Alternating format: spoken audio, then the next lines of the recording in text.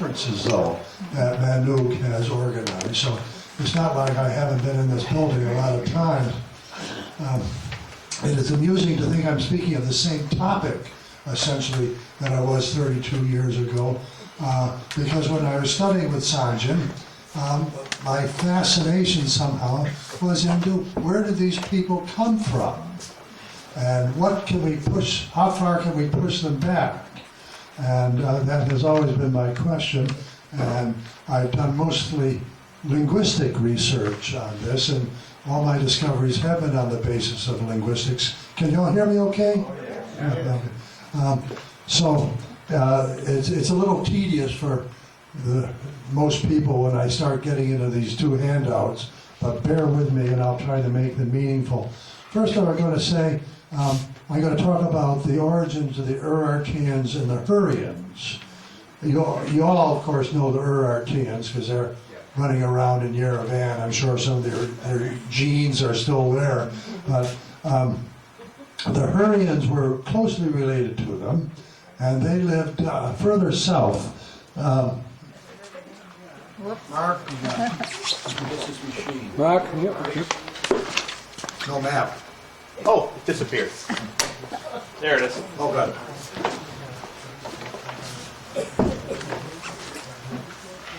This is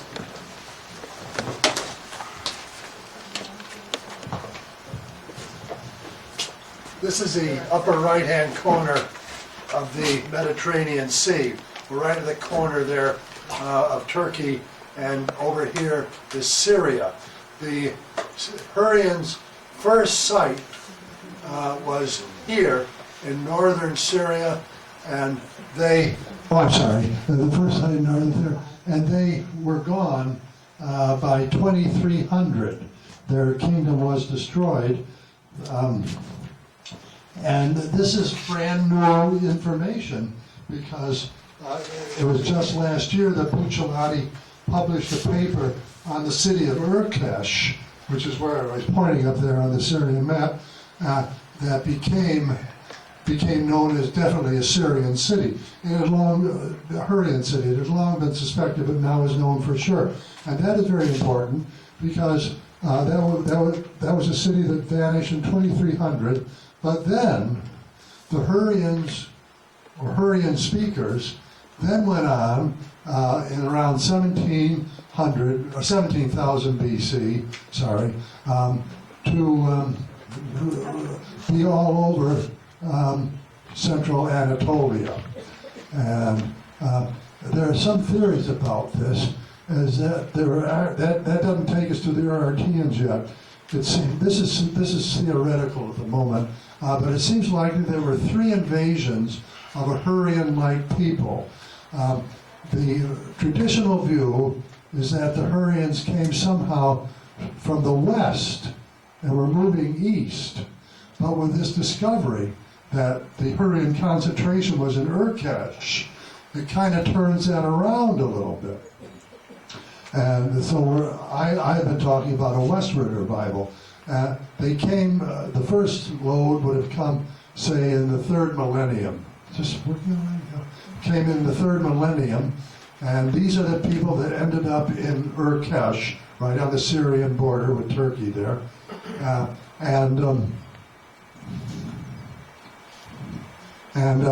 They I think it was the Akkadians that probably coming up from the south that overcame them.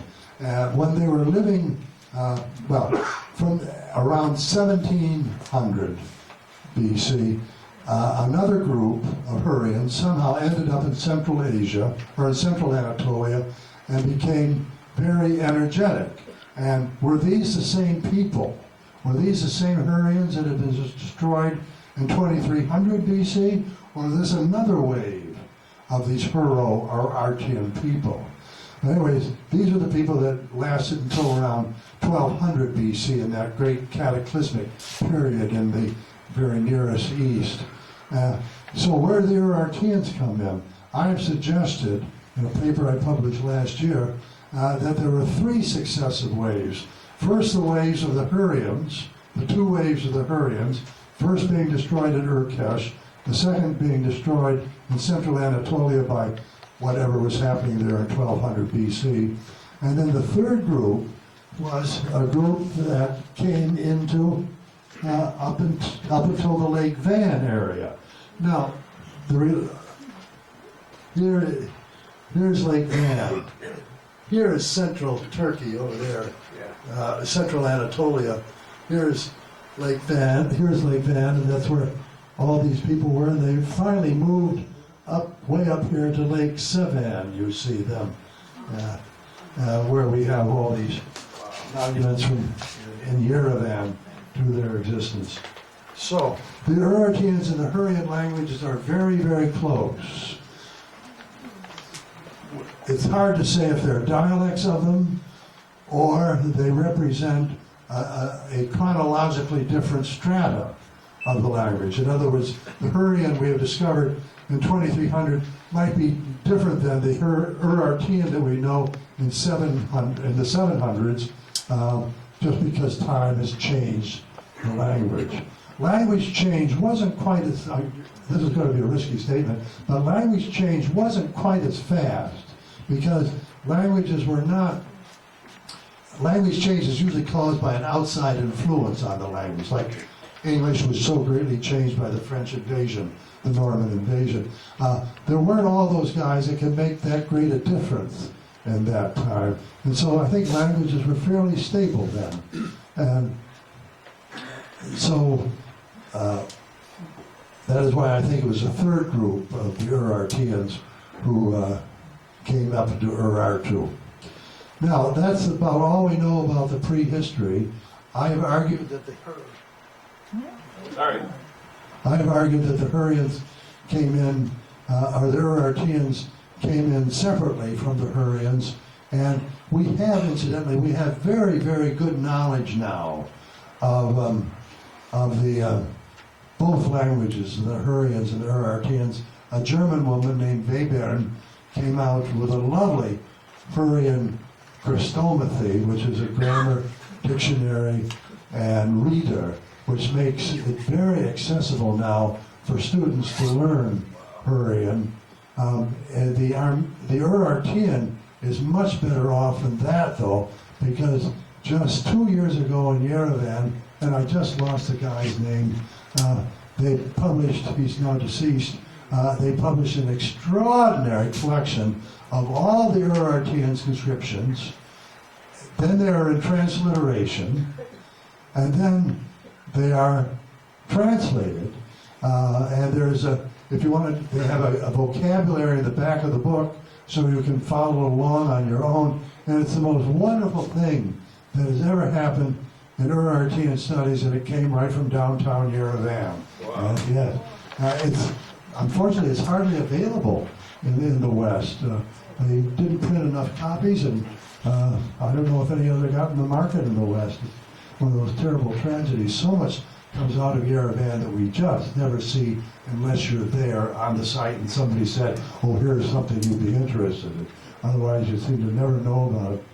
Well, now, I'm going to show you how we know, how we are positive that the Urartians had a period of great influence on the Armenians.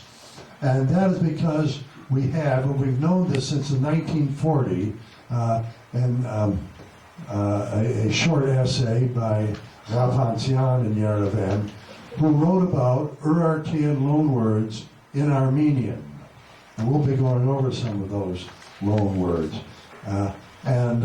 Actually, it wasn't the first shot at it, because in 1902, a guy named Minaskatsian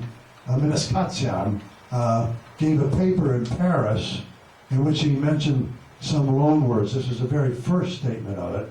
And in the proceedings of the conference that were published, he didn't send in his paper, so all we have is a little reconstruction from his notes, so it really doesn't count, you know.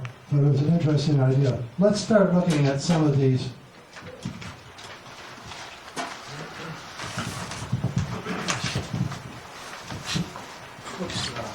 Let's start looking at some of these Urartians. I want you to be on the page that has the top cut off of it just a little bit, where you have Armenian, I'm going to pronounce this Eastern dialect, so forgive me, Armenian agarak, field. Got it? Agarak. Okay.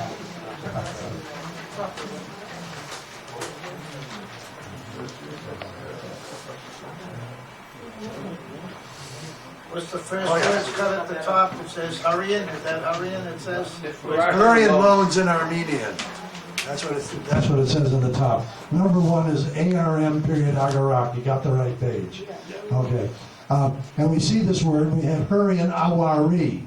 Now this gets a little technical, but whenever you have an old Armenian or pre-Armenian, an interval, a W between vowels, it always becomes a G. Just one of these little things that linguists know.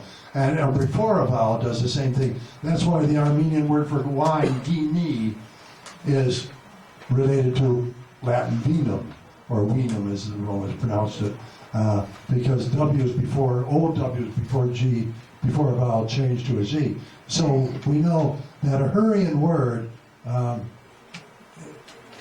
have become agarak. Now we don't know these are Hurrian words. Actually, I don't think they were. I think these were Urartian words, because I don't think the Urartians had any effect on the Armenians, and certainly not the effect, Hurrians didn't have the effect that the Urartians had, but this word, awari, does not happen to exist in our Urartian lexicon. So we borrow it from the Hurrian, and it shows the relationship. Number two, we have the word art, which means field. I have these, it appears, don't worry about Greek agros. That's not related. I just want to show you that the word goes back all the way to the earliest texts in Armenian, and is related to Hurrian Arda and to Urartian Ardi, and they both mean field, and their relationships are linguistically perfect. Here's another great word, chinzor. Chinzor. And the... Oh, did I leave one out? Oh, I did. I left that out. Number 4, yes. Yeah, it's Hurrian Hinzori. Now, up to this time, we have thought that the Hurrian word meant orchard, but we didn't know what kind of fruit it was. Now it appears that we do know, and that actually was an apple tree. So, Hinzor and Hinzori from the Hurrian. Armenian, a piece of grain, kut, and then Hurrian kata, also means a piece of barley. In modern Armenian, what do you understand the word kut to be? What do you a seed? Seed, yes. Small seeds. Could that be the seed of, could it be a seed of wheat? And it could be a seed that you plant in the ground. Yeah, so just seeds. Next word, macher, number 6, which is a type of, which is a resinous conifer. And then we have the Hurrian macher. But I must confess to you, initially, this was not thought to be, or I have doubts about it being a Hurrian loan, although it's possible, but I think it is just as likely that it was an Iranian loan from Iranian mark with metastasis. Number 7, the word for plums, shlor or salor, have 2 different dialect pronunciations, and this goes back to Hurrian shaluru. You all with me? I'm on number 8 now. Wait a minute. The good is what you plant when it's all kinds of seeds. But good is when there's more substance to it. Good. Like a wheat variant. A grain. Yes. Good is something that has more substance. Good is seeds when you plant it. Isn't that amazing? Here is this word from the Urartians 3,000 years ago, and it still means the same darn thing. I think that's just amazing. All these words. Chunzor, ancient, very vocabulary word. I don't know what date the text in Hurrian is from, but it has to be at least 3,000 years old, and a loanword from Hurrian, and you still carry that. You carry these remnants of these ancient cultures with you in your language and in your blood. Let's take a look at some Urartian loans, but let me break for a minute. Oh, let me give you the first one. The Armenian word artziv, which means eagle. And this was known in Urartian as the name of the king's horse, the horse of the king Menoa. And that horse was called artziv or artziba in Urartian. Now I'm going to gather things together for a moment. You've seen some evidence. These words, although we say the group we just went through was Hurrians, we call that Hurrian only because they do not exist in the Urartian lexicon, but exist only in the Hurrian lexicon, although a few of them existed in both.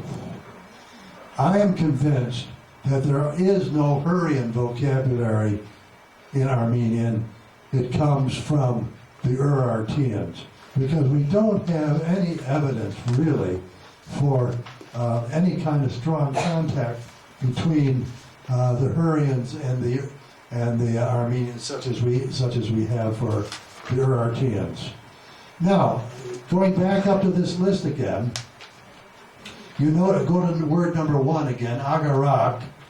You notice I have Hurrian Awari, and then at the end of the line I have Chechen and Ingush Ari. Chechen and Ingush are two Caucasian languages, and this is going to get hard for you. I'm going to use a whole lot of language you've never heard of, but these are two languages of the Lesgian. Oh yes, you've heard of Chechen, yes. All three of them. Yeah, oh good, okay. I lost my place. 9? I don't know. Oh, yes. We find these words also in the Lesgian group of the Dagestani languages, which are East Caucasian. And I'm going to make more of that later, but it seems like the Urartian words are the same, and the Hurrian words that are testified are the same as many of these Dagestani, or more precisely, Lesgian words. Lesgian languages, have you ever heard of Lesgian, L-E-Z? Yeah. It's the correct spelling is Z-G-I-A-N, not G-H-I-A-N. Linguists have abandoned the old spelling with G-H because it was not correct. Could I ask a question? Sure. Number 1, with Agarak for field, would that at all be related to agrarian? And No relation at all.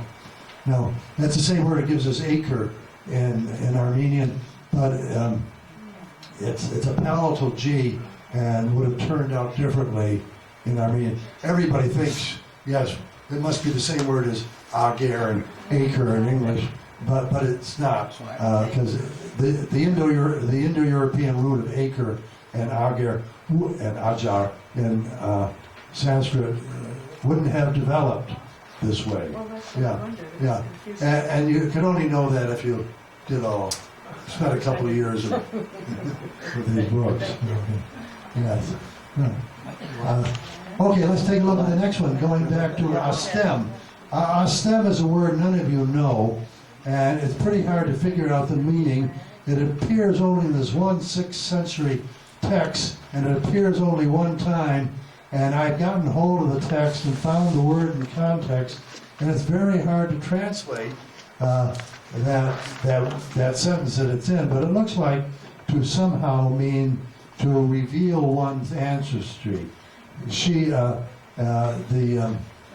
revealed herself of being from the ancestry of David or something like that. And in Urartian, or Hurrian rather, Asta, there's not supposed to be a space between these two words, means wife. And then you have these other things somewhat like it in Dargwa, Ingush, and Chechen. that mean exactly the same thing.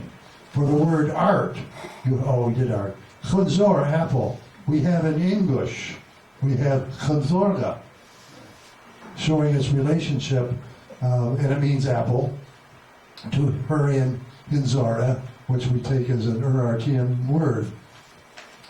Kut and grain, we have the Lesian word god, which means a piece of grain, exactly the same as Armenian kut. Macher, this is a funny one. It turns up in Chechen as mach, and in Tabasaran, these are all, I'll show you where these languages are spoken.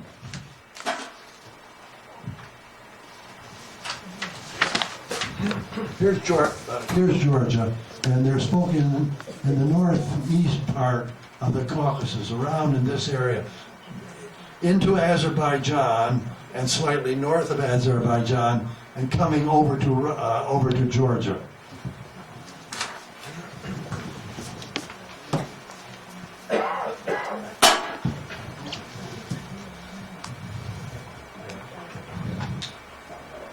Dick, that's one of the things that interests me about this Macher word, is that it turns up in Tabasaran. But there's a lot of Iranian loanwords in the Caucasian languages, so it's perfectly possible it still could be an Iranian loanword. We don't know. Let's go down to the Urartian words in the second group, starting with number 9. We have this word, an Urartian Artsiba, which is the name of Menua's horse, presumably eagle. It is now proven that it would, because we have in these Lesgian languages, Dargwa, Lav, Sovatush, Chechen, English, we have this word, and it all means eagle. Harharem. It comes from Hurrian, har. Well, I mean, when I say it comes from Hurrian, I mean it comes from the Hurrian text. Obviously, it's from Urartian, but we don't have it in an Urartian text. But again, that tsar, tree, this word we know so well, or tsar, if I pronounce it right, Urartian tsara. That S should have a little dot under it, and it's an emphatic S, and nobody knows how it's pronounced. Train. Just the guy. What's PNEC? The word sof for sea, Urartian sula. Here's a great one, Armenian ucht, camel. That's the word you still use, isn't it? Yeah. No. And Urartian ultu. There's some other parallels, but they're contestable. Here's a very important cultural word, the Armenian word pehem, which means to dig or excavate. Exists, I'm sorry, I'm in number 14 now, which is Urartian pila. And the word also exists in Avar, Andi, Tinda, and Dido as a kind of pipe. Are you all with me? Yes. Yes, okay. Now, this is an important cultural word because we know the Urartians had enormous irrigation systems. They're below the surface and above the surface. They had canals, and they had the pipes. What is PNEC? No continuation of PNEC? Sorry? It says no continuation. It's just Oh, no, PNEC. yeah, no continuation Northeast Caucasian. Oh, no. There's no Northeast Caucasian word. Yes, right.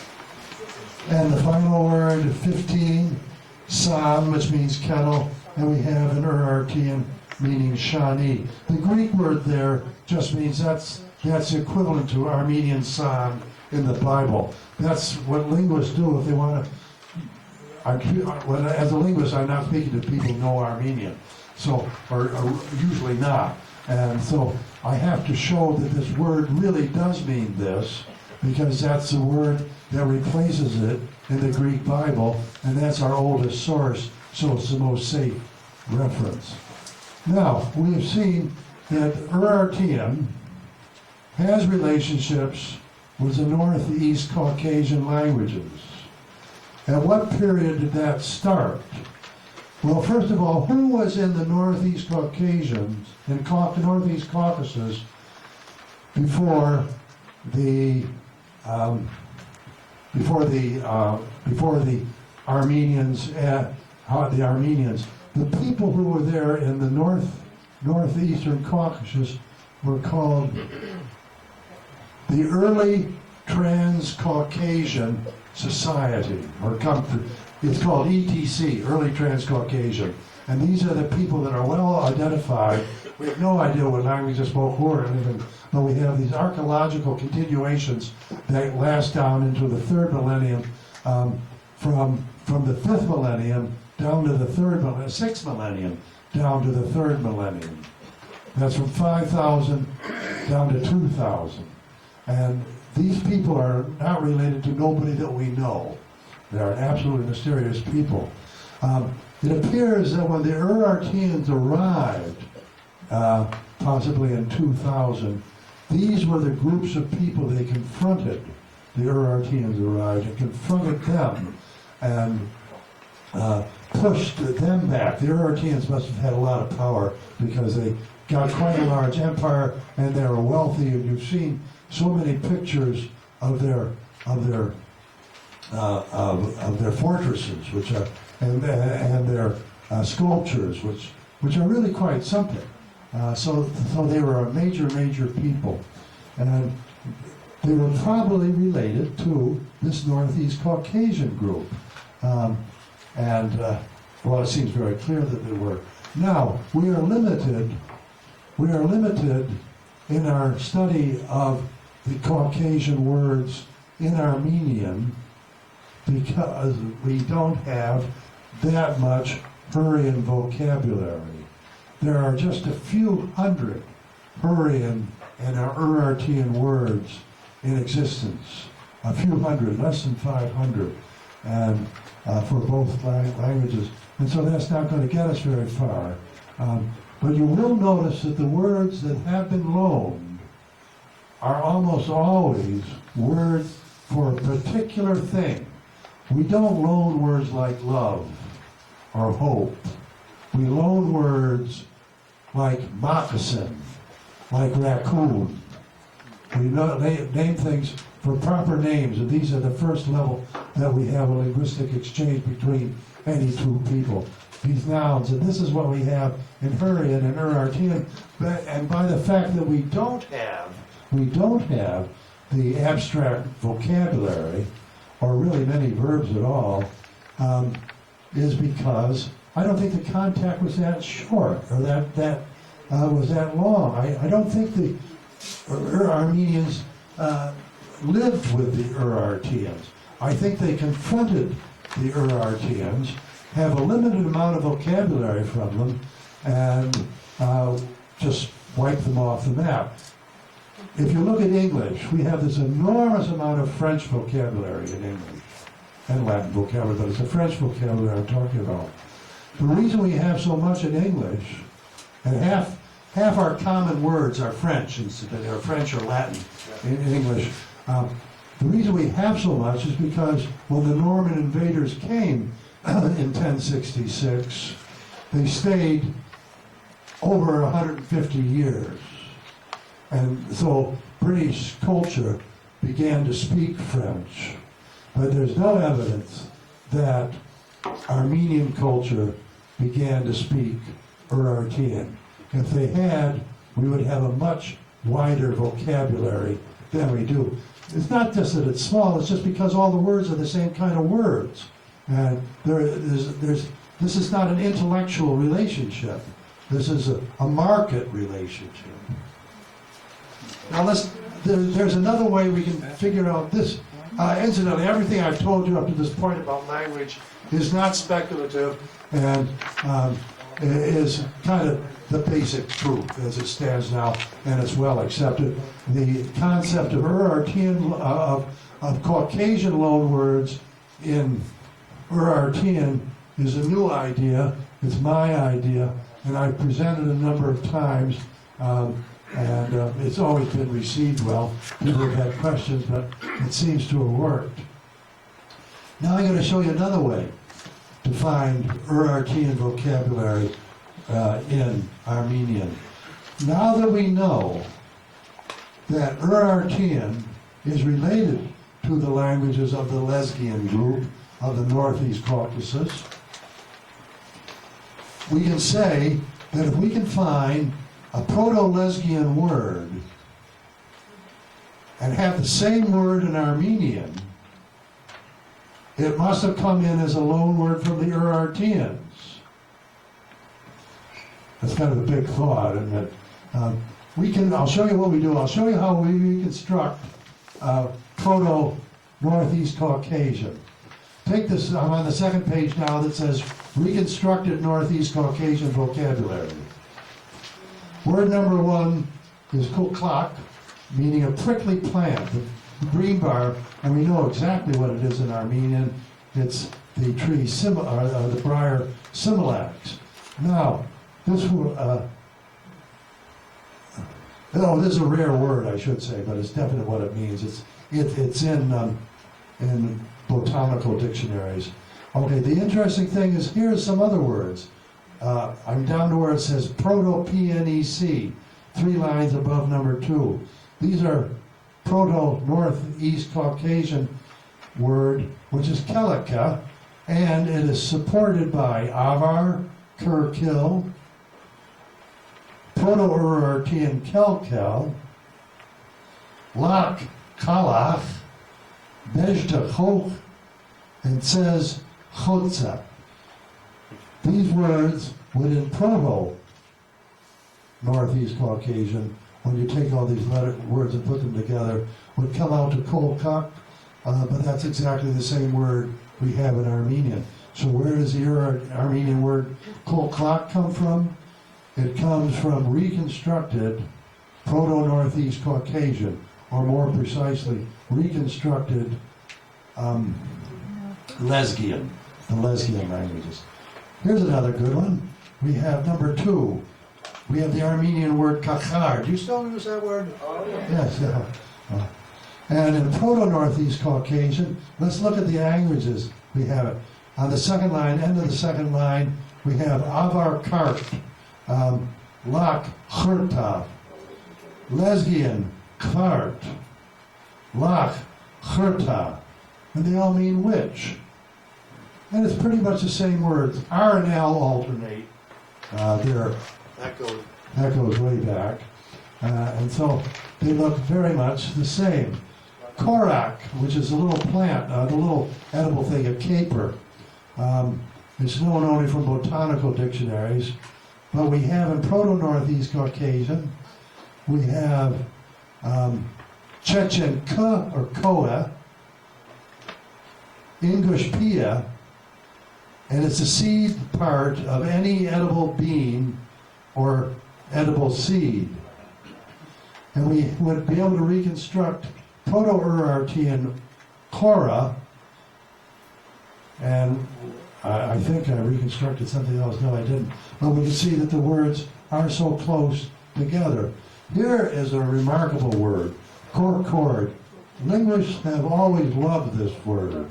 And we have some wonderful etymologies for cord. It can be taken with Armenian yeker, he ate. That's classical form. But the word to eat there, and we have it in Proto-Northeast Caucasian under the Lak word is a kakari, Lesgian gargar, agul kirk, rutul kakarak, they have an ak suffix, and this would then be the most likely source of cord. And it has nothing to do with the word to eat. Armenian coat, kotar, a bit or a morsel, those words never appear, or coat never appears. It appears only in the form kotak, ak being a popular noun suffix you hear about. And we have, the PNEC, we have the word in Lesgian as kat, which means a chopped piece or a resman. Agul, rutul, and kruz also the same thing. 3 more words to go. 3 more words to go. You're hanging on just fine. I see a lot of people looking at the page. I don't see anybody with their chin on their chest yet. So you're a great audience. Kund, which means hairless. We have word number 6. Kund, hairless.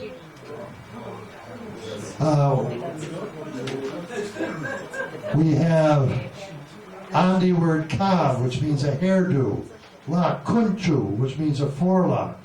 Rutul, kamchal, which means exactly bored. And we can reconstruct a proto-Urartian form as kamha. Kamha. Kashi, the word leather.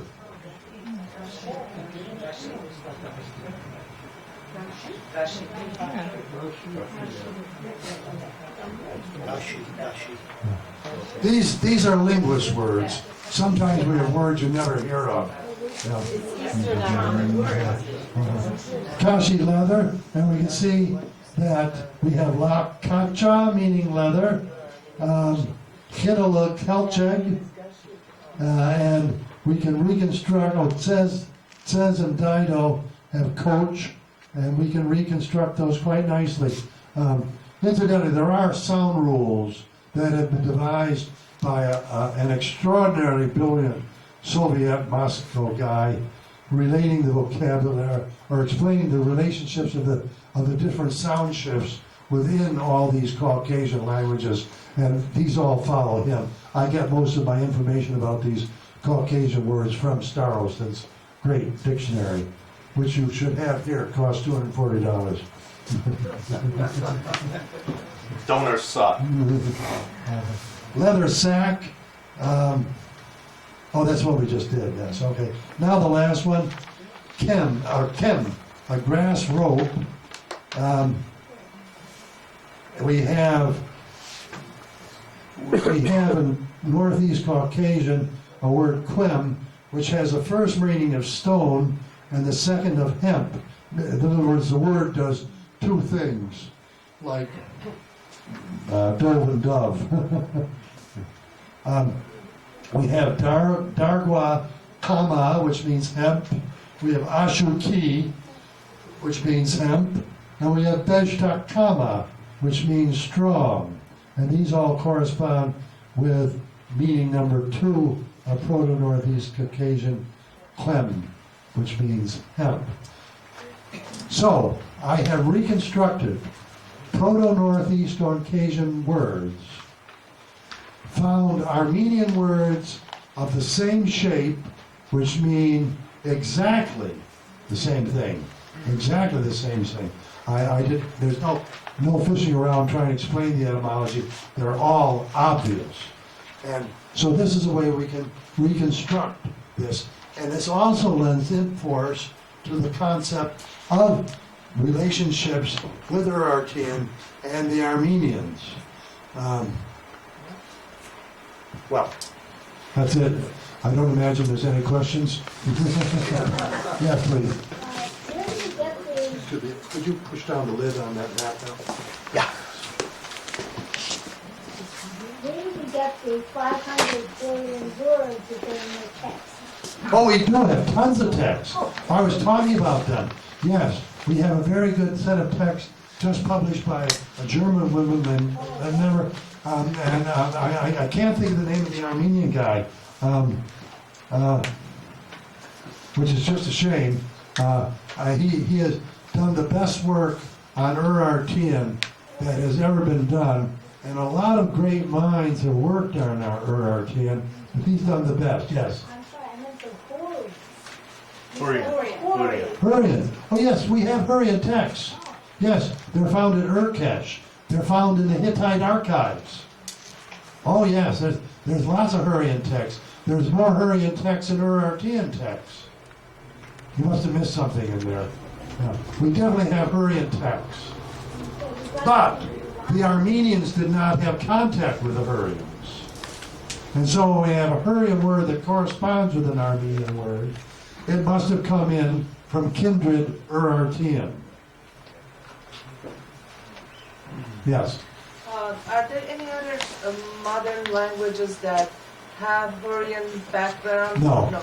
Just Armenian is the only one? Well, you can find, you don't have, you can Modern find languages that are spoken now. none that are spoken, but in Hittite, you can find Hurrian vocabulary.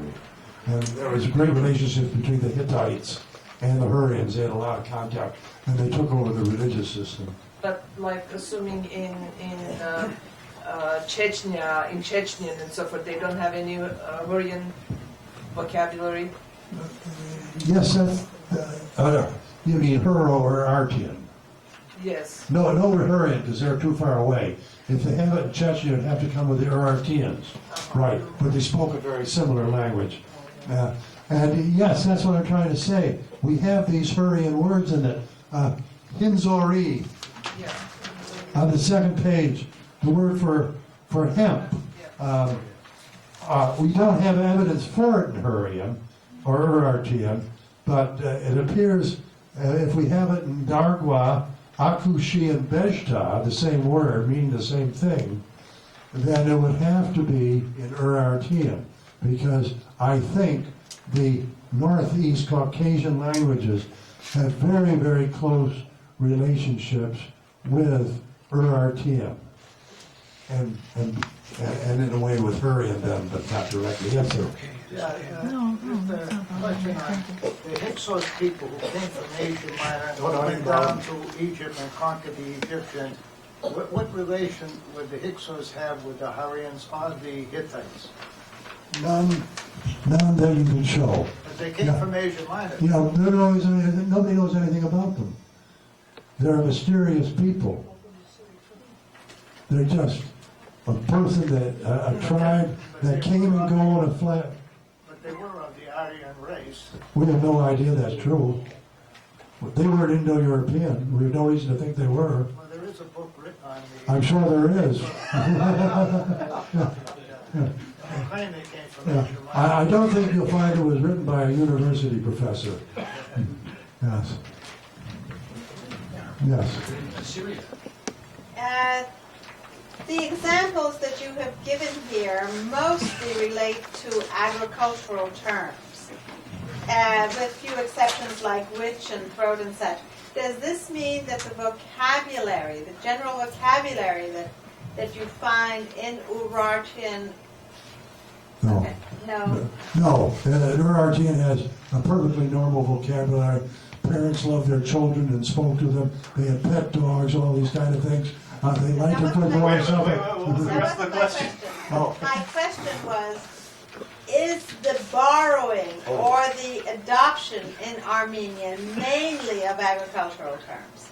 The word I use was market words. Yes. That's the word I prefer to stick with. In a sense, it was agricultural, but that doesn't explain how. I don't think this language, these two languages, got together from farmers talking. I think they got together by talking in the marketplace. I mean, you did have markets then, and people went to the market, went to the stores, and would buy this stuff. And so this was the language they used in the markets. Why would the Armenians drop a market term and use an Urartian? Oh, probably in addition to another word they had already.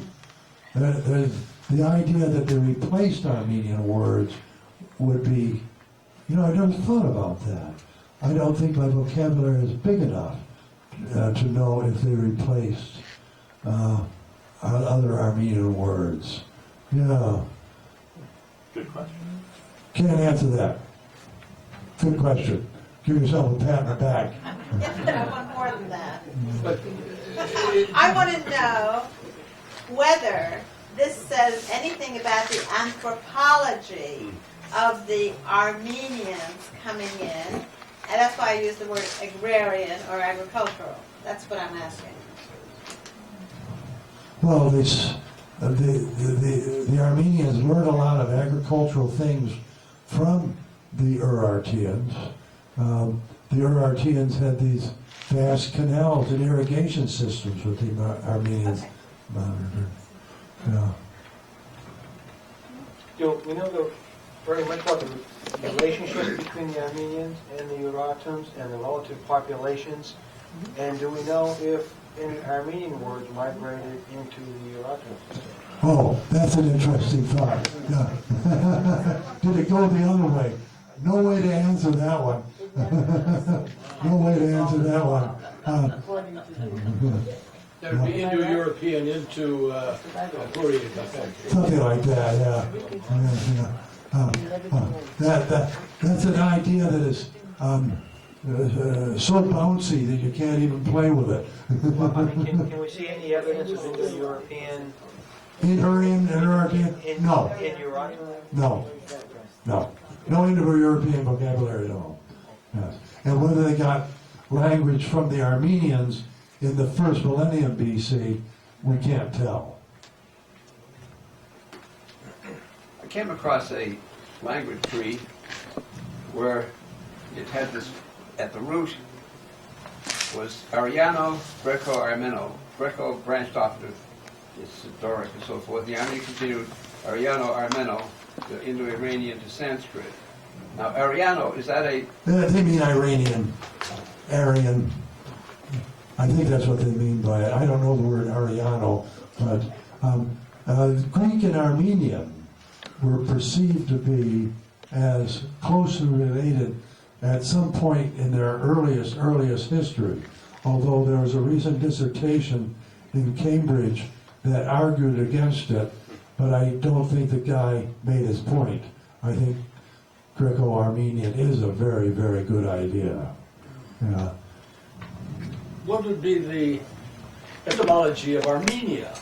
No idea. It's a Greek word. What? A Greek word. And the etymology of Hayasa is absolutely unknown. And there were an ancient people called the Hayasa people. This could not be the Armenians because an ancient Haya would not produce Hai in Armenian. The Y, intervocalic Y, would have dropped out long, long ago. All you would have left is Ha. You can't have... Retained it. Sorry? Maybe there was an irregularity in the language and they retained it. Why do linguists have to One ruin thing we everything? learned... Not every word follows rules. I asked, sir. Dr. Greppin? But If you try and do that on your doctoral orals, you're going to be in big trouble. What can we say about the Armenians? Pardon? How about the Armenians, which is another tribe? That tribe? I don't know them. Armenian tribes. wait, in the Bayezid inscription, the Yeah. Persian, of course, is Armenia, Yes. but the Elamite, the Akkadian is Urartu. Yes. So, where in the world did the Iranians get Armenia? Where the Babylonians and everybody else called them? We know that's Urartu. Dick, you have known of this question all your life, and you expect it to be coincidence that I'm going to answer it here? There is so much stuff floating around about cognates. Actually, the possible cognate that could produce Haya is from Hatti, the ancient people, the Hatti people, but because intervocalic T in Armenian becomes Y, or post-vowel, you see this in the word higher, where the word in pater has become a Y. And so Hatti would become Haya, but we have Hatti inscriptions, and it has nothing to do with Armenian. Nothing at all. Yeah. Do we know what the Proto-Armenians called the Urartians and what the Urartians called whoever the Proto-Armenians were? No. If you're talking Proto-Armenian, we don't have any writing from that period, so Right. we wouldn't know. I mean, did anybody call anybody anything else that has been preserved? The Georgians called the Armenians. They have another word for the Armenians, Yes, they do. which Yeah. I can't And remember. we call the Georgians Vratsi. Yeah, you probably know Yeah, that. but the Georgians have a third name for Armenia. What's that? Sure, I yeah. can't remember. No, the Georgian word for Armenian. I can't remember. Oh. I don't remember. There is one. Oh, I'm sure there is. They're borders. They're neighbors.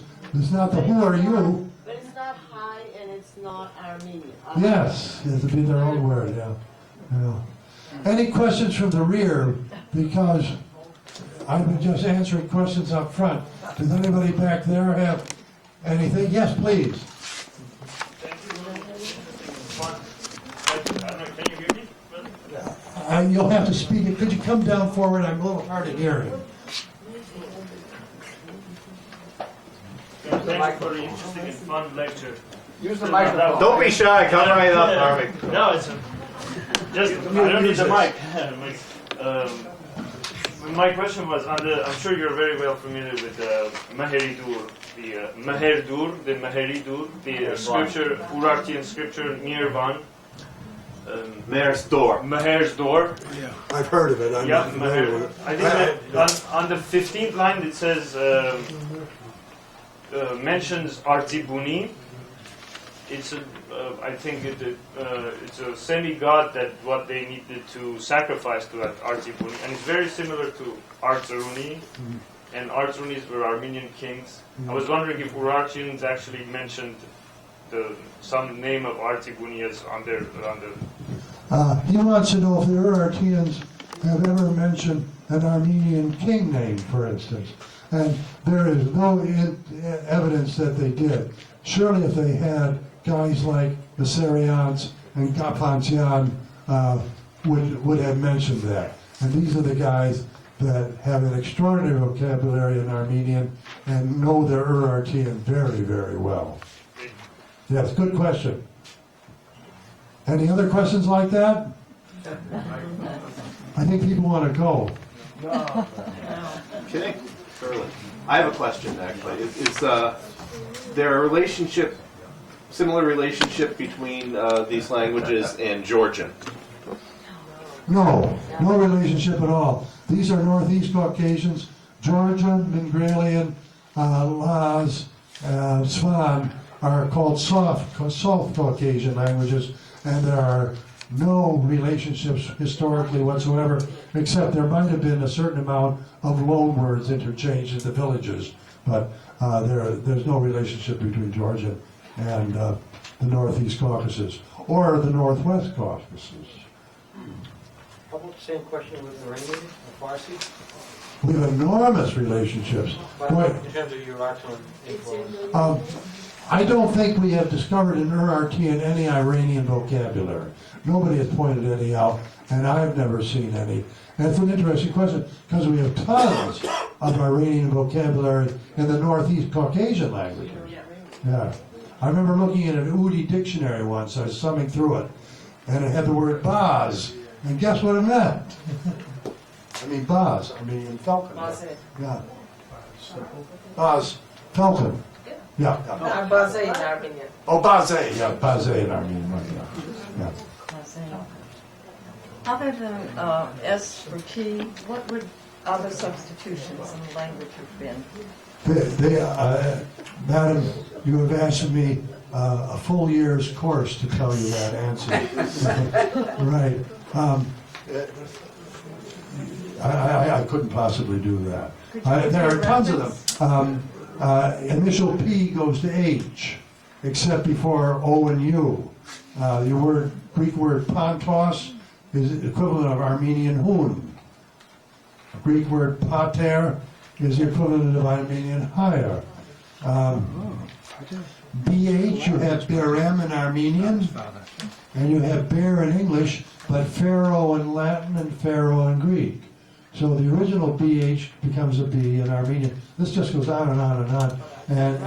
And sometimes, I mean, it's what I specialized in. What's the best reference? There is no reference. There is no reference at all that you could pick this up in there. There's one in French.